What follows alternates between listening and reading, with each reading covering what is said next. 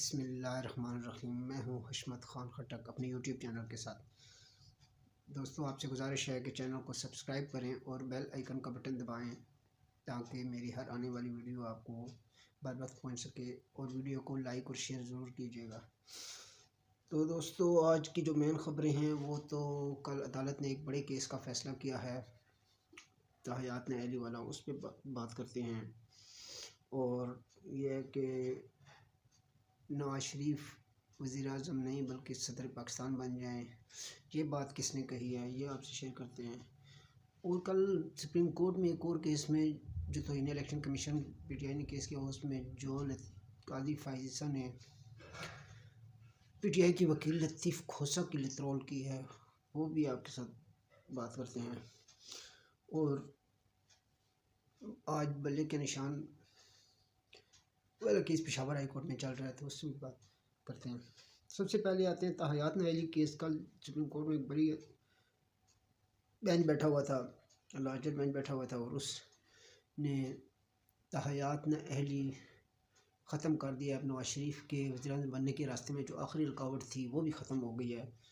तो इसमें ये फ़ैसला तकरीबन 6-1 से आया है। एक जजेज़ ने, ग़ालिबन वो मंदखिल साहब हैं या अफरीदी साहब हैं, लेकिन इनमें से किसी एक ने इख्तलाफ किया है उसमें। तो ये केस असल में ख़त्म होना ही था। इसलिए ख़त्म होना था कि जिन्होंने ये फ़ैसला लिखा था, जिसने ये फ़ैसला दिया था, वही बाद में इसको ऑन नहीं कर रहे थे।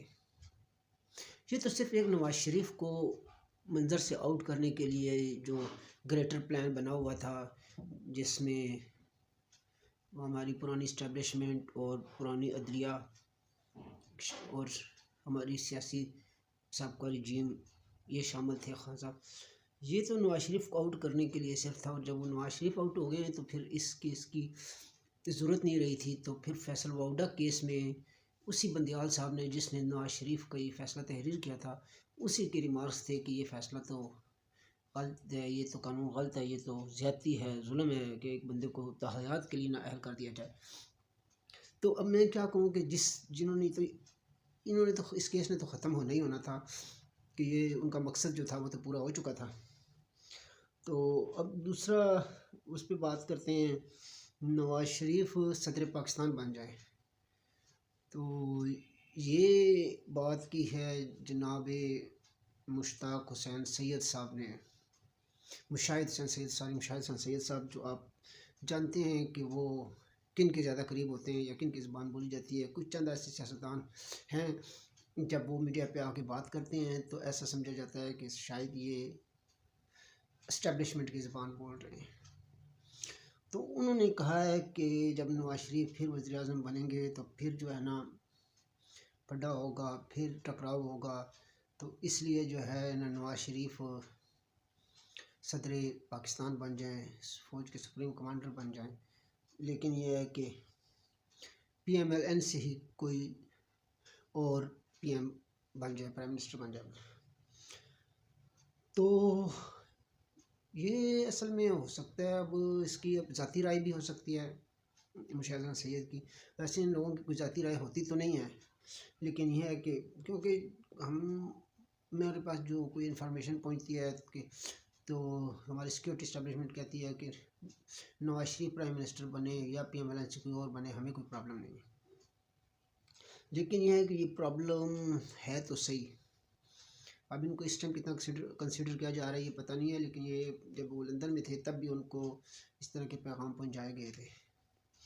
तो अब जब तकरीबन तमाम रुकावटें नवाज शरीफ की प्राइम मिनिस्टर बनने के लिए ख़त्म हो गई हैं, तो वो फिर ये कुर्बानी क्यों देंगे, मुझे तो समझ नहीं। हाँ, वो ये कुर्बानी अगर दे सकते हैं तो वो मरियम नवाज़ के लिए दे सकते हैं, क्योंकि उन्होंने आगे जो फ्यूचर में होकर नए मरियम को तैयार करना है, तो ये कुर्बानी अगर वो दे। लेकिन अब मरियम भी तो उनको काबिल कबूल नहीं है, जिनको नवाज शरीफ काबिल कबूल नहीं है उनको मरियम नवाज़ भी काबिल कबूल नहीं है। तो मेरे ख्याल में, और फिर नवाज शरीफ चौथी दफ़ा वज़ीर-ए-आज़म सिर्फ इसलिए बनना चाहते हैं कि वो एक अलामती तौर पर वज़ीर-ए-आज़म बनना चाहते हैं कि जो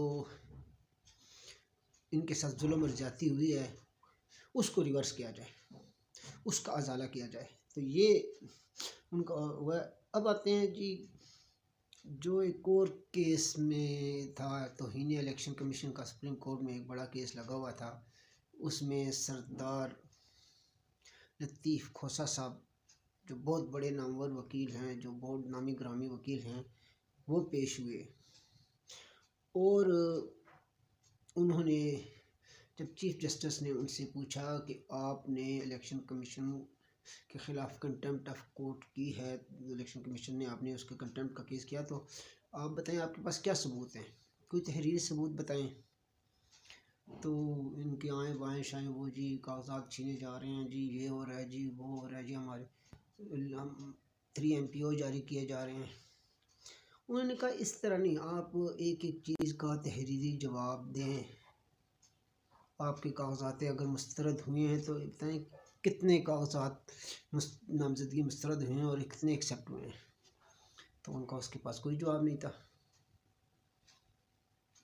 तो उन्होंने कहा है, काजी साहब ने कहा है कि हमारे पास इलेक्शन कमीशन का रिटर्न जवाब मौजूद है, आप अपने रिटर्न जवाब दें, हम उनको मैच करते हैं कि गलत बयानी कौन कर रहा है। तो इनको भी पता था कि इलेक्शन कमीशन ने जवाब दिया। असल में कोई लेवल प्लेइंग फील्ड का मसला तो नहीं है। लेवल प्लेइंग फील्ड का मसला तो तब होता, वो तो जिन्होंने 9 मई किया हुआ है उनके ख़िलाफ़ जो अगर क्रैकडाउन हो रहा है, इसके अलावा कोई लेवल प्लेइंग फील्ड का मसला नहीं है। तो अब जो है ना वो उनके पास, फिर उन्होंने पूछा जस्टिस मुसर्रत हिलाली साहबा ने कि जिनके कागजात छीने गए थे उनका क्या बना। तो लतीफ़ खोसा साहब जी उनके कागजात जमा हो गए, बस बात ख़त्म। अच्छा, फिर उन्होंने एक और सवाल पूछा कि हमने जब इलेक्शन कमीशन को ऑर्डर किया था कि PTI की शिकायत का अजाला किया जाए, तो उन्होंने आपसे मीटिंग की थी, तो आपने उनको रिटर्न में कितनी शिकायत लिख कर दी, उसका भी इनके पास कोई जवाब नहीं था। तो ये ऐसे इल्ज़ाम तराशियों से काम नहीं चलता। तो काजी फैसल ने मजबूरन का लगता है आप इलेक्शन नहीं चाहते, आपके पास कोई सॉलिड प्रूफ नहीं है, कोई लेवल प्लेइंग फील्ड का मसला नहीं है, आप सिर्फ इलेक्शन से अल्तवा चाहते हैं, इलेक्शन से फरार चाहते हैं। फिर जो है ना वो जी हमारे बल्ले का निशान जो है हमें नहीं मिल रहा। उन्होंने कहा बल्ले का निशान वो किधर है आप लोगों का वकील हमद खान साहब। और फिर जी हमद खान को ढूंढने लग पड़े, वो इधर कभी देखें कभी दाएँ देखें कभी बाएँ देखें जी, कभी भागते कभी इधर जाए।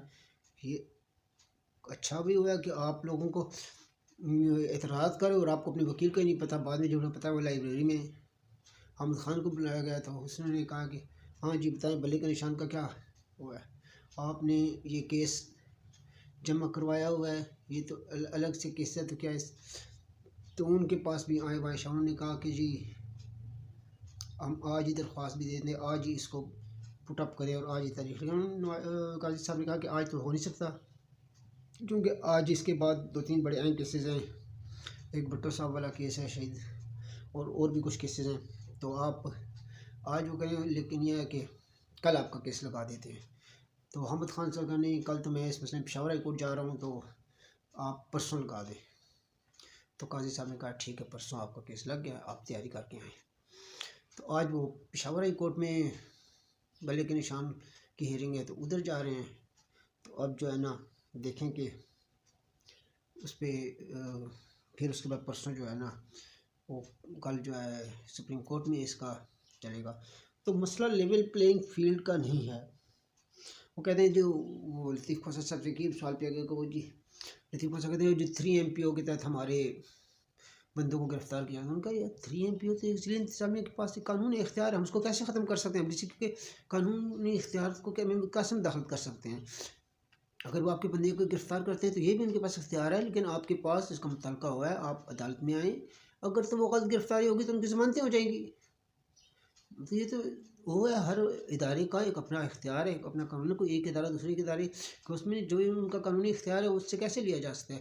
लेकिन हाँ फिर आप अदालतों में आएँ, केस पुरसू करें, अगर वो गलत गिरफ्तारी होगी तो ज़मानत हो जाएगी। तो ये है। अब आते हैं बात हमारे एक सीनियर सहाफ़ी हैं जो आजकल उनको नया नया यूथिया वायरस लग रहा है, हामिद मीर साहब, वो कल बड़े एक प्रोग्राम में तंज़िया गुफ्तगू जी अपने ही फैसले को कलअदम करार दे दिया गया। और भाई अपने फैसले बेशुमार ऐसे फैसले हैं जो सुप्रीम कोर्ट ने किए हैं, बाद में के जजों ने उनको कलअदम करार दे दिया, ख़त्म कर दिया, उसको अंडू कर दिया है, तो इसमें कौन सी बड़ी बात है। और आपको नहीं पता कि वो फैसला कैसे दिया गया था?